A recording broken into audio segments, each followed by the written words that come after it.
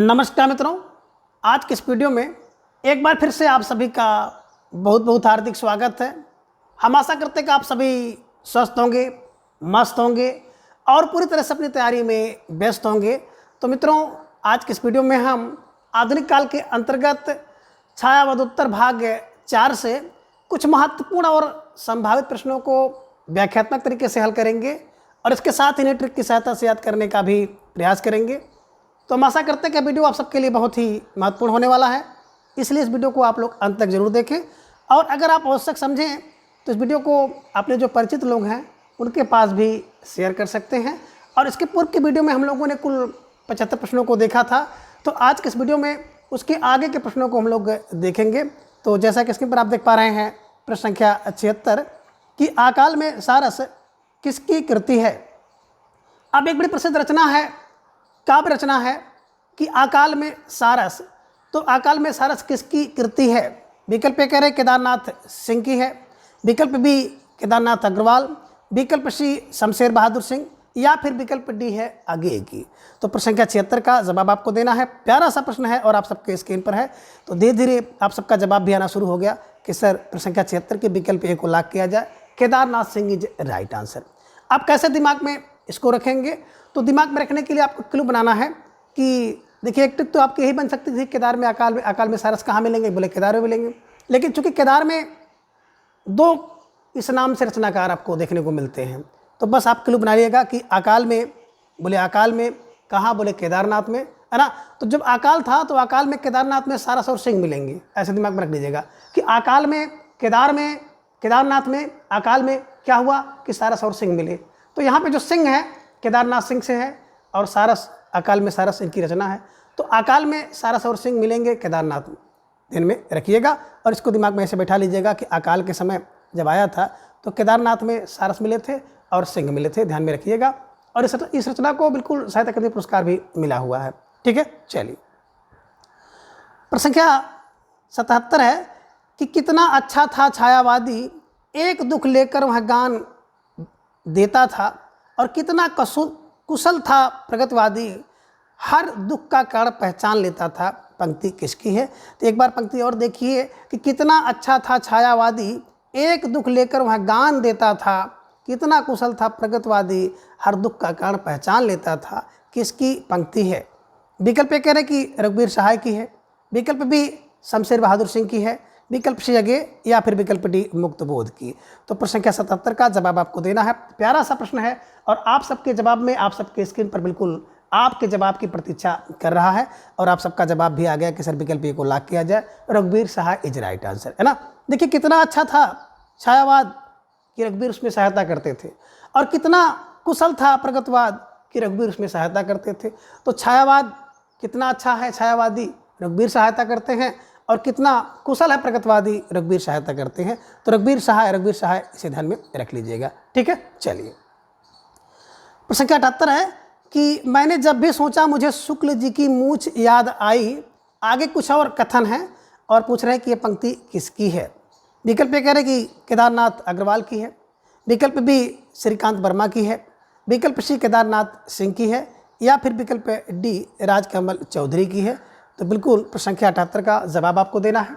प्यारा सा प्रश्न है, आप सबके स्क्रीन पर है और आप सबका जवाब भी धीरे धीरे आना शुरू हो गया कि सर विकल्प सी को लॉक किया जाए, है ना, Kedarnath Singh is right answer, है ना।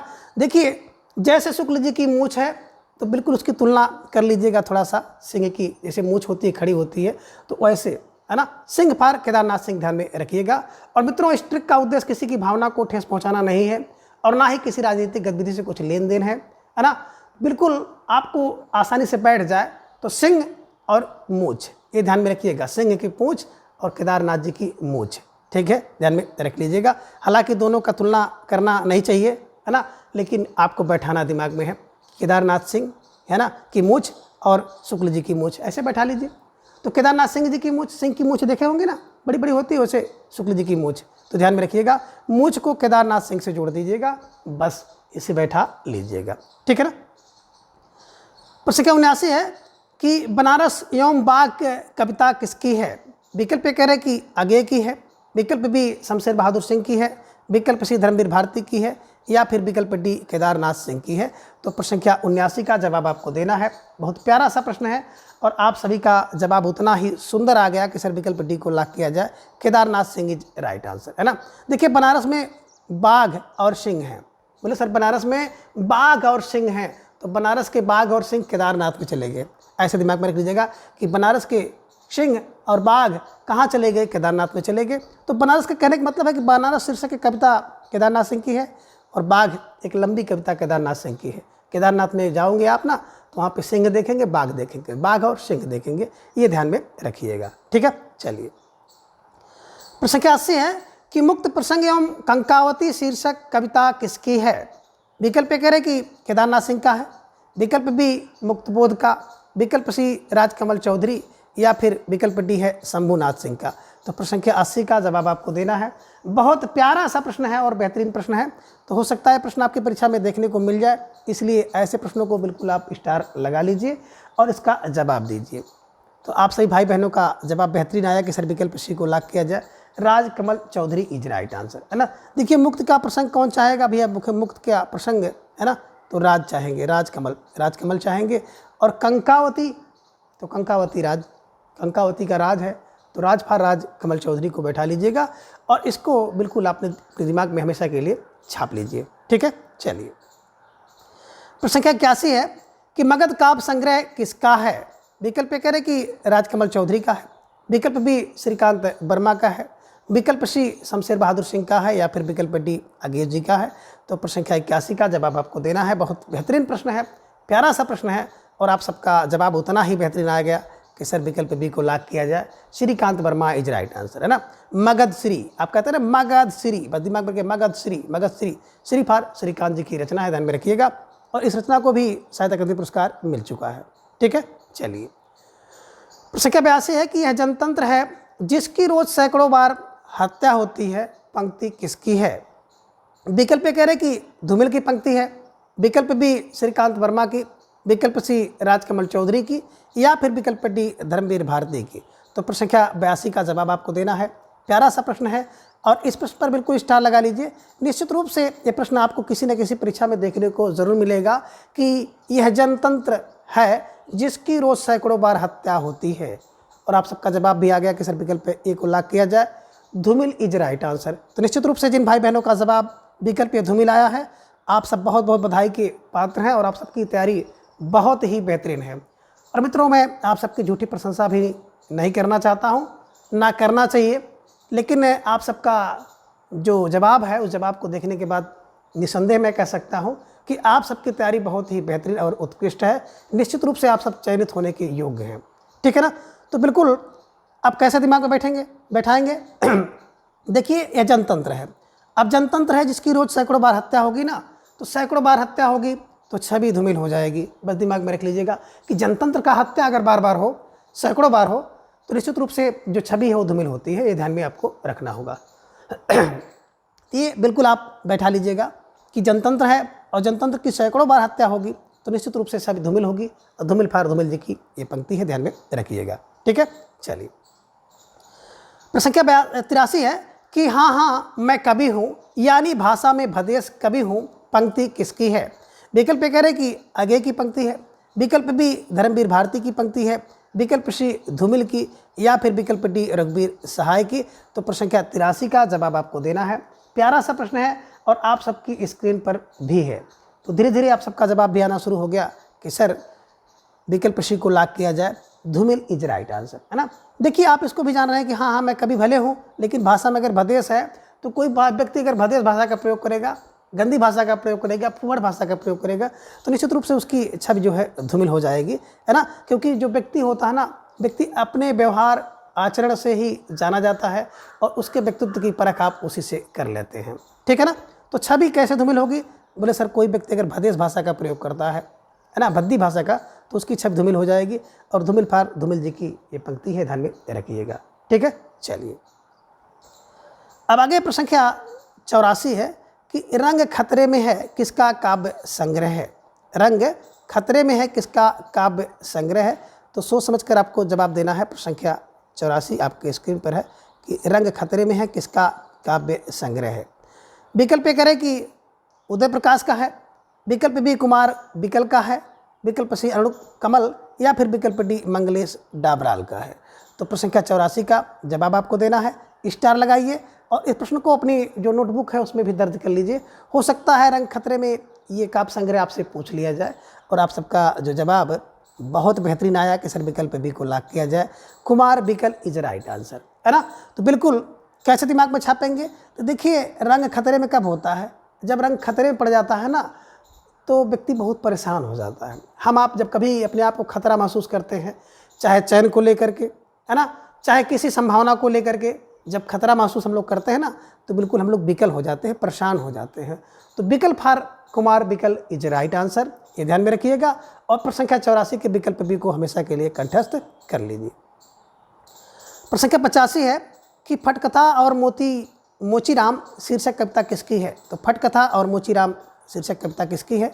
विकल्प ए कह रहे कि चंद्रकांत देवताले की है, विकल्प बी धूमिल की है, विकल्प सी है लीलाधर जागुड़ी और विकल्प डी है कुमार बिकल की।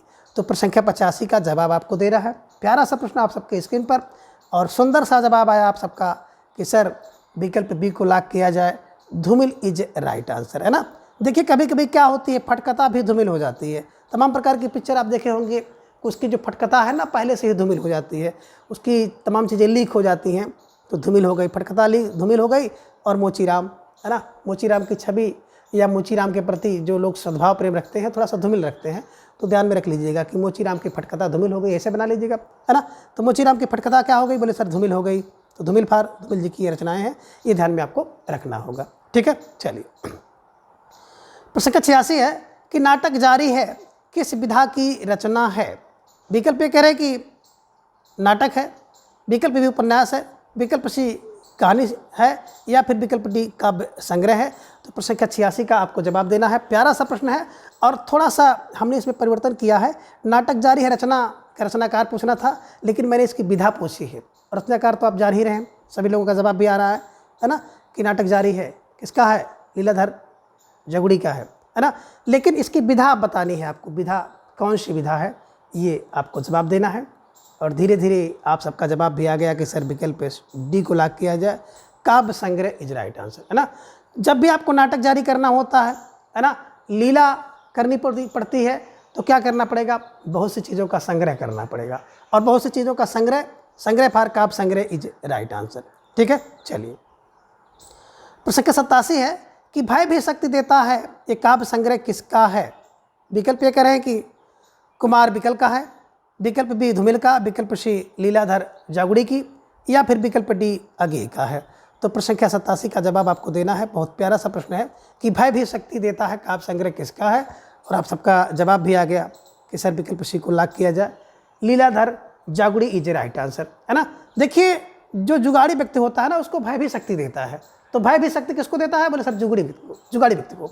तो जागुड़ी को जुगाड़ी कर लीजिए, जागुड़ी को जुगाड़ी कर लीजिए, तो जुगाड़ी व्यक्ति को भय भी शक्ति देता है, ध्यान में रख लीजिएगा। देखेंगे तमाम प्रकार के व्यक्ति ऐसे होते हैं जो कि जुगाड़ में विश्वास करते हैं और आपसे उसको बताना नहीं है। आप लोग जान रहे हैं कि हर परीक्षा में सेंधमारी होती है, लोग जुगाड़ लगाते हैं, तो जुगाड़ है ना, डरते डरते जुगाड़ लगाते हैं, लेकिन उनको शक्ति मिलती है कि हो सकता है काम हो जाए, है ना। तो फिलहाल ये सब बहुत गलत चीज़ें हैं, लेकिन एक क्लू है, आप क्लू में इसको आपको शामिल करना है कि भय भी शक्ति देता है, बोले सर जुगाड़ी व्यक्ति को। तो जुगाड़ी for Leeladhar Jagudi is right answer, ठीक है। चलिए प्रश्न संख्या 88 है कि निम्न में से कौन सा एक काव्य संग्रह चंद्रकांत देवताले का नहीं है।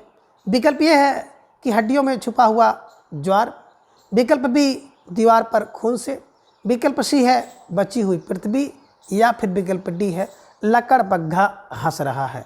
तो प्रश्न संख्या 88 एक बहुत बेहतरीन प्रश्न है आप सबके लिए। इस प्रश्न पर बिल्कुल आप 53 स्टार लगाइए, क्योंकि ये प्रश्न जो है आपकी परीक्षा में जरूर पूछा जाएगा, है ना। क्योंकि हड्डियों में छुपा हुआ ज्वार कई बार रचना पूछी गई है, बची हुई पृथ्वी पूछी गई है, लकड़ बग्घा हंस रहा है, ये भी प्रश्न आपकी परीक्षा में आया हुआ है। और ये तीन प्रश्न आप देख रहे हैं कि बहुत महत्वपूर्ण है, और इस प्रश्नोत्तरी में इस प्रश्न को शामिल करने का मेरा एक ही उद्देश्य था कि इन सारी रचनाओं से आपका जो परिचय है प्राप्त हो और आप इसको बिल्कुल महत्व देते हुए, है ना, अपनी तैयारी को बेहतर करें। तो फिलहाल आप सबका जवाब भी आ गया कि सर विकल्प सी को लॉक किया जाए, बची हुई पृथ्वी इज राइट आंसर, है ना। देखिए बात हम लोग करते हैं हड्डियों में छुपा हुआ ज्वार। अगर किसी व्यक्ति के हड्डी में ज्वार है ना, तो देखे होंगे उसका दांत दिखाई देने लगता है, दांत पता चल जाता है ना। दीवार पर खून, बिल्कुल खून निकलेगा, दांत टूटेगा तो खून निकलेगा। लक्कड़ बका हंसेगा ना तो दांत उसका निकल जाएगा। तो यहाँ पे दांत की बात आ जाएगी है। दांत फार चंद्रकांत देव ताले, ये ध्यान में रखिएगा। और बची हुई पृथ्वी है ना, अगर बची हुई पृथ्वी कहीं किसी को मिल जाए, गांव समाज में देखते होंगे तमाम प्रकार की बची हुई पृथ्वी है, भूभाग है ना, तो तमाम प्रकार के जुगाड़ी लोग उस पर आ जाते हैं। तो जुगाड़ी फार Leeladhar Jagudi is right answer, ये ध्यान में रखिएगा कि बची हुई पृथ्वी पर कौन बोले सर, बची हुई पृथ्वी पर तो जुगाड़ी लोग लगे हुए हैं। तो जुगाड़ी फार जागुड़ी है ना, Leeladhar Jagudi is right answer. ये रचना चंद्रकांत देवताले की नहीं है ना, लेकिन मोस्ट इंपॉर्टेंट रचना है, ये ध्यान में आप रखिएगा। प्रसंख्या 89 है कि सुनो कारीगर काव्य संग्रह किसका है ना। इस पे देखिए मात्रा छूट गई है।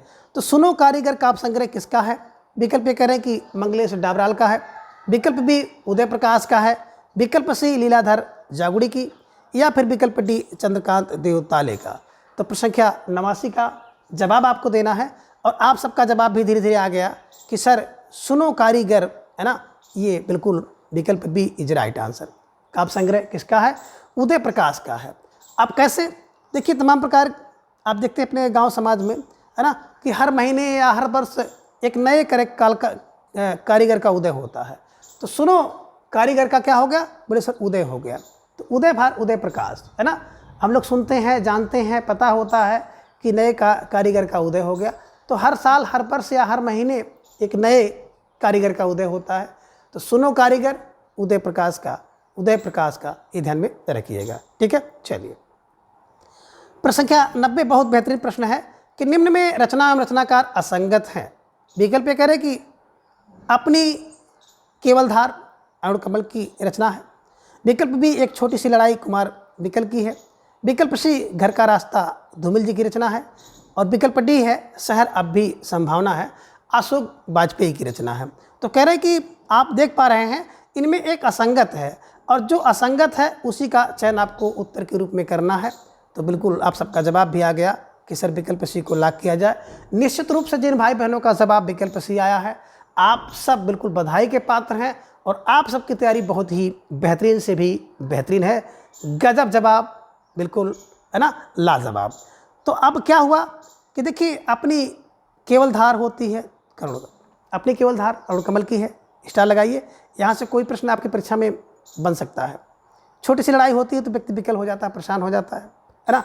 शहर अब भी संभावना, मैंने बताया था कि बीजेपी के लिए बीजेपी तो बीजेपी फार अशोक वाजपेयी की है। अब घर का रास्ता है ना, बिल्कुल। तो घर का रास्ता कहाँ से, बोले सर मंगल से। अगर कोई व्यक्ति मंगल चला गया ना, तो मंगल से जाके घर का रास्ता देखता है। तो मंगल फार मंगलेश डाबराल इज राइट आंसर, ध्यान में रखिएगा। ये मंगलेश डाबराल की रचना है ना, कि घर का रास्ता। अगर कोई व्यक्ति मंगल पर पहुंच गया तो क्या करेगा, वहाँ से घर का रास्ता देखता है। तो घर का रास्ता मंगल से, तो मंगल फार मंगलेश डाबराल, ध्यान में रखिएगा।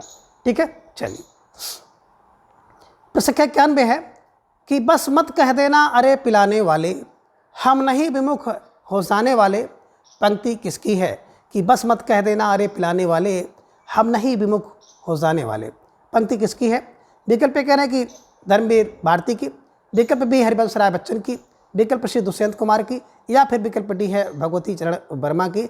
तो आप सबका जवाब भी तेजी के साथ आ गया कि सर विकल्प डी को लॉक किया जाए, है ना, कि बस मत कह देना अरे पिलाने वाले, है ना।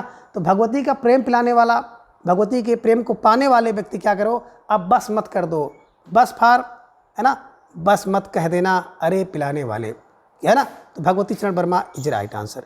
ठीक है, चलिए प्रसंख्या 92 है कि दो चट्टाने शीर्षक लंबी कविता किसकी है। विकल्प कह रहे कि आगे की, विकल्प बी मुक्तबोध की, विकल्प सी हरिवंश राय बच्चन, या फिर विकल्प डी धूमिल जी की है। तो आप सबका जवाब भी आ गया, रटा रटाया प्रश्न है बिल्कुल, कि विकल्प सी Harivansh Rai Bachchan is right answer, है ना। दो चट्टान पे कौन, बदले बच्चे देखे होंगे ना, कि चट्टान पर ही घूमते रहते हैं, कूदते रहते हैं। बच्चों को अगर चट्टान मिल जाए तो 2-2, 3-3 चट्टान पे कूद जाएंगे। ठीक है, ये ध्यान में रखिएगा। प्रसंख्या 93 है कि उमर खयाम की रुबाइयाँ का अनुवाद करने वाले कवि हैं। विकल्प यह है मैथिली शरण गुप्त, विकल्प बी हरिवंश राय बच्चन और गिरधर शर्मा कविरत्न, विकल्प सी में है पंत और केशवदास पाठक, और विकल्प डी है उपयुक्त सभी। तो आप सबका जवाब भी आ गया कि सर विकल्प डी को लॉक किया जाए, उपयुक्त सभी इज राइट आंसर। और इस प्रश्न को बिल्कुल आप स्टार लगा लीजिए, है ना। तो कहने का आशा है कि जो उमर ख़याम की रुबाइयाँ हैं, तो उमर ख़याम की रुबाइयाँ का जितने भी लोगों ने अनुवाद किया है सबको इस प्रश्न में बिल्कुल शामिल किया गया है ना। क्योंकि जब मैं मैथिली शरण गुप्त को पढ़ा रहा था, टॉपिक वार प्रश्नोत्तरी में, तो कुछ भाई बहनों ने सवाल किया था कि सर ये तो जो है बच्चन जी ने किया है, उमर ख़याम की रुबाइयों का अनुवाद किया है। तो आप प्रश्न नहीं करेंगे, मैथिली शरण गुप्त, बच्चन, पंत जी, गिरधर शर्मा कविरत्न और केशवदास पाठक। तो आपने देखा 2 2 4 1 5, है ना, ऐसे जो रचनाकार हैं जिन्होंने उमर ख़याम की रुबाइयों का अनुवाद किया है। और आपसे पूछा जा सकता है इनमें से किसने किया है या किसने उमर ख़याम की रुबाइयों का अनुवाद नहीं किया है। ऐसा भी प्रश्न आपको देखने को मिल सकता है। तो फिलहाल मैथिली ने हरिवंश राय बच्चन ने, गिरधर शर्मा कविरत्न ने, पंत जी ने और केशवदास पाठक जी ने, है ना, उमर ख़याम की जो रुबाइयाँ हैं उसका अनुवाद किया है। तो प्रश्न संख्या 93 का विकल्प डी इज राइट आंसर। प्रश्न संख्या 94 है कि प्रगतिवाद छायावाद की भस्म से नहीं पैदा हुआ, वह उसके यौवन का गला घोंटकर उठ खड़ा हुआ, कथन किसका है। विकल्प कह रहे हैं कि रामचंद्र शुक्ल का, विकल्प बी डॉक्टर बच्चन सिंह का, विकल्प सी डॉक्टर नागेंद्र, या फिर विकल्प डी है रामविलास शर्मा का। तो प्रश्न संख्या 94 का जवाब आपको देना है। प्यारा सा प्रश्न और बेहतरीन जवाब आप सबका आ गया कि सर विकल्प सी को लॉक किया जाए, doctor Nagendra is right answer. और देखिए मित्रों, है ना, कि भस्म से पैदा हुआ है या गला घोंट कर उठ खड़ा हुआ है, तो देखेंगे जब डॉक्टर के पास जाता है कोई इस तरह से केस, तो डॉक्टर उसका पोस्टमार्टम करते हैं और उसके बाद डॉक्टर क्या करता है, बताता है कैसे क्या हुआ है, सुसाइड है या मर्डर है, जो भी होता है, गला घोंट कर है या भस्म से है। तो गला घोंट कर है या भस्म से है, इसका निर्णय तो डॉक्टर करेगा। और मैं डॉक्टर नागेंद्र जी को हमेशा डॉक्टर ही कहता हूँ, ध्यान में रखिएगा। गणपत सिंह जी गुप्त जी को मैं हमेशा क्या कहता हूँ, वैज्ञानिक कहता हूँ। तो कहने का मतलब यही है कि कुछ ऐसे क्लू हैं जो कि हम लोग पढ़ते समय अपने दिमाग में बैठा लेते हैं और जब भी उनका जिक्र होता है तो तुरंत हम लोग उस क्लू से जोड़ते हैं। तो बिल्कुल, है ना। तो छायावाद की बात करते हैं, भस्म से नहीं, बल्कि ये उनका गला घोटेगा तो डॉक्टर उसको बताएगा। Doctor Nagendra is right answer. ठीक है, चलिए। प्रश्न संख्या 95 है कि कवि या कथाकार फूलों को देखकर इसलिए आनंद का अनुभव करता है क्योंकि उसे फलों की आशा होती है ना। देखिए, फूल को देखकर व्यक्ति क्यों खुश होता है, क्यों आनंद का अनुभव करता है, क्योंकि उसको फल की आशा होती है। कथन किसका है। विकल्प कह रहे रामचंद्र शुक्ल का है, विकल्प बी मुंशी प्रेमचंद का है, विकल्प सी डॉक्टर नागेंद्र, या फिर विकल्प डी आगे का है। तो बिल्कुल आप सबका जवाब भी धीरे धीरे आना शुरू हो गया कि सर विकल्प बी को लॉक किया जाए, Munshi Premchand is right answer, है ना। देखिए, कहने का आशा ये है कि अगर फूल से, है ना, फूल को देखकर व्यक्ति आनंद का अनुभव क्यों करता है, क्योंकि उसको फल से प्रेम होता है या प्रेम होता है, फूल से प्रेम होता तभी तो प्रेम फार प्रेमचंद जी का एक कथन है ना, कि कवि या कथाकार फूलों को देखकर आनंद का अनुभव करता है क्योंकि उसे प्रेम होता है, फूलों से प्रेम होता है ना। ये ध्यान में रखिएगा। तो प्रेम फार मुंशी प्रेमचंद जी के कथन है, ध्यान में रखिएगा। संख्या 96 है कि कविता यूं ही बन जाती है बिना बनाए क्योंकि हृदय में तड़प रही है याद तुम्हारी, पंक्ति किसकी है। विकल्प ये कह रहे केदारनाथ सिंह की है, विकल्प बी केदारनाथ अग्रवाल जी की पंक्ति है, विकल्प सी शमशेर बहादुर सिंह की, या फिर विकल्प डी धूमिल की। तो प्रश्न संख्या 96 का जवाब आपको देना है और आप सबका जवाब भी आ गया कि सर विकल्प बी को लॉक किया जाए, Kedarnath Agrawal is right answer, है ना। कैसे दिमाग में बैठाएंगे। तो देखिए, केदारनाथ में अगर आप जाओगे ना, मैं हमेशा अग्रवाल को अगर कहता हूँ, तो केदारनाथ में अगर आप जाओगे ना तो कविता यूं ही बिना बनाए बन जाती है ना। कोई व्यक्ति केदारनाथ में अगर गया, तो केदारनाथ में अगर आप जाओगे तो कविता यूं ही बिना बनाए बन जाती है। कहाँ बोले सर, केदारनाथ में अगर जाओगे। तो अगर फार अग्रवाल, केदारनाथ अग्रवाल जी की ये पंक्ति है, इसको आपको ऐसे दिमाग में बैठाना है। और प्रश्न संख्या 97 है कि भूरी भूरी खाक धूल रचना किसकी है। विकल्प ये कह रहे कि शमशेर बहादुर सिंह की है, विकल्प बी आगे की है, विकल्प सी मुक्तबोध की है, या फिर विकल्प डी केदारनाथ अग्रवाल की है। तो प्रश्न संख्या 97 का जवाब आपको देना है। प्यारा सा प्रश्न है और आप सबका उतना ही खूबसूरत जवाब आ गया कि सर प्रश्न संख्या 97 का विकल्प सी को लॉक किया जाए, मुक्तिबोध इज राइट आंसर, है ना। कोई व्यक्ति भूरी भूरी खाक धूल हो गया, और जब व्यक्ति खाक धूल हो गया ना तो उसको तो मुक्ति मिल गई, मुक्ति का बोध मिल गया, ये ध्यान में रखिएगा, है ना। जब व्यक्ति खाक हो जाता है, धूल हो जाता है ना, तो क्या होता है, फिर वो मुक्ति पाता है, ये ध्यान में रखिएगा। उसे मुक्ति का बोध होता है, तो मुक्ति बोध इज राइट आंसर। ठीक है, चलिए। और बड़ी प्रसिद्ध रचना है, ध्यान में रखिएगा, इस पर स्टार लगा लीजिए, है ना। हो सकता है किसी परीक्षा में आपसे इस प्रश्न का सामना हो जाए, और नहीं तो मेरे द्वारा भी ढेर सारी प्रश्नोत्तरी होगी, किसी न किसी प्रश्नोत्तरी में तो आपको ये मिलेगा ही। ठीक है ना। चलिए, बहुत अच्छा लग रहा है कि आप लोग बिल्कुल शुरू से ही आप इस प्रश्नोत्तरी में बने हुए हैं, एक्टिव हैं सभी भाई बहन। तो निश्चित रूप से आप सबको एक बार फिर से हमारी तरफ से ढेर सारी हार्दिक शुभकामना, बधाई, धन्यवाद, है ना। प्रश्न संख्या 98 है कि प्रयोगवाद शब्द का प्रयोग सबसे पहले किसने किया था? और ये विकल्प ये कह रहे हैं कि नंदुलारे वाजपेयी ने, विकल्प बी केदारनाथ अग्रवाल ने, विकल्प सी अगेरे, या फिर विकल्प डी रामविलास शर्मा ने। तो प्रयोगवाद शब्द का प्रयोग सबसे पहले किसने किया है, इसका जवाब आपको देना है। थोड़ा सोच समझ के विचार कीजिए, इसके बाद इसका उत्तर दीजिए। और आप सबका जवाब भी आ गया कि सर विकल्प ए को लॉक किया जाए, नंदुलारे वाजपेयी इज राइट आंसर, है ना। देखिए, प्रयोगवाद शब्द दुलार में किया गया था, प्रयोगवाद शब्द दुलार में। और देखे होंगे कि ना कि जब दुलार होता है किसी बच्चे से, है ना, किसी जानवर से, तो दुलार में आप लोग प्रयोग करते हैं। घोंपू नाम है इनका, शंकर नाम है, भोला नाम है, गोलू नाम है, तोलू नाम है, और कभी कभी दुलार से उसका नाम बचपन से लेकर के बड़े तक वो नाम प्रचलित हो जाता है। तो दुलार में प्रयोगवाद शब्द सबसे पहले दुलार में होता है। तो दुलार for Nandulare Vajpeyi is right answer, ये ध्यान में आपको रखना होगा। प्रश्न संख्या 99 है कि प्रयोगवाद के प्रवर्तक कौन हैं? विकल्प ए कह रहे कि नंदुलारे वाजपेयी हैं, विकल्प बी मुक्तबोध हैं, विकल्प सी आगे, या फिर विकल्प डी गिरजा कुमार माथुर हैं। तो प्रश्न संख्या 99 का जवाब आपको देना है, और आप सबका जवाब भी आ गया कि सर विकल्प सी को लॉक किया जाए, आगे इज राइट आंसर। देखिए, जो प्रयोगवाद के प्रवर्तक हैं आगे जी हैं, और प्रयोगवाद शब्द का सबसे पहले प्रयोग किसने किया था? नंदुलारे वाजपेयी ने किया है। तो ये दोनों चीज़ों को आप दिमाग में बैठा लीजिए, ठीक है ना। और ये क्लू क्या है कि सबसे पहले प्रयोगवाद का प्रवर्तक कौन हो सकता है? बोले आगे हैं। तो आगे फॉर आगे जी को आप बैठा लीजिएगा। और प्रश्न संख्या 100 है कि बावरा आहेरी किसका प्रतीक है? बावरा आहेरी किसका प्रतीक है?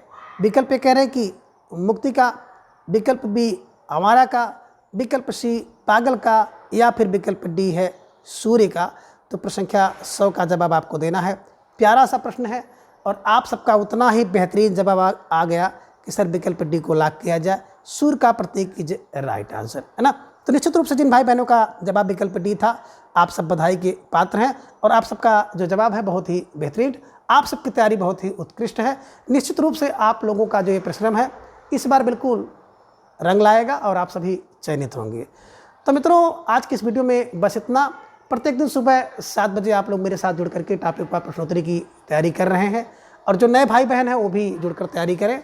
और प्रत्येक रविवार को सुबह 7 बजे टीजीटी पीजीटी हिंदी साहित्य के पाठ्यक्रम पर आधारित 125 महत्वपूर्ण प्रश्न जो कि संभावित होते हैं तो मेरे द्वारा कराए जाते हैं। इसलिए आप सभी भाई बहनों से आग्रह है कि आप सब प्रत्येक दिन सुबह 7 बजे और प्रत्येक रविवार को सुबह 7 बजे जरूर जुड़ें, और अपनी तैयारी को जांचें, परखें और मजबूत करें। तो मित्रों, आज की इस वीडियो में बस इतना। अगली वीडियो में फिर हम इसके अगले भाग को जानेंगे। तब तक के लिए धन्यवाद, नमस्कार, बाय बाय।